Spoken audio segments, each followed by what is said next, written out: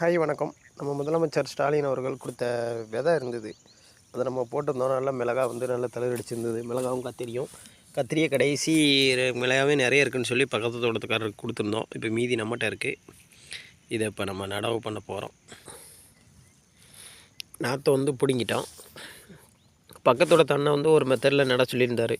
அப்படியே உணாதீங்க, வேர் மடங்குனா வேர் மலட்டு செடி ஆயிருன்னு சொல்லி இப்போ அதை கொஞ்சம் பக்குவம் பார்க்க போகிறோம். நாற்று பிடுங்கணுன்னா தூர் இப்படி இருக்கும். அதை கொஞ்சம் ஆணி வேரை கொஞ்சம் கட் பண்ணணும். அதனால் கட் பண்ணி இப்படி பக்குவமாக எடுத்துக்கிட்டிங்கன்னா கொஞ்சம் மலட்டுத்தன்மை குறையும்.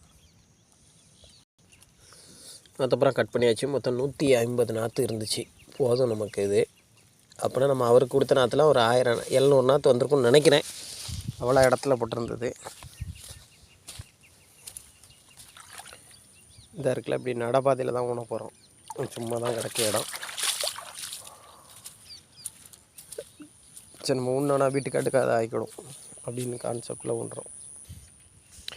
நாற்றை நல்லா தண்ணியில் நினச்சி கழுவிக்கிடுங்க. கழுவுனோன்னா வேரில் உள்ள மண் எல்லாமே வெளியே போயிடும். நமக்கு ஊனுறதுக்கு நல்லாயிருக்கும்.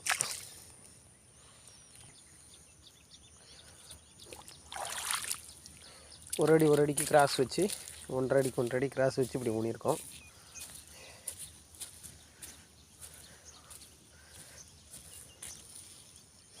நாற்றை ஊனிட்டோம். நல்ல ஈரப்பதமாக தான் இருக்குது.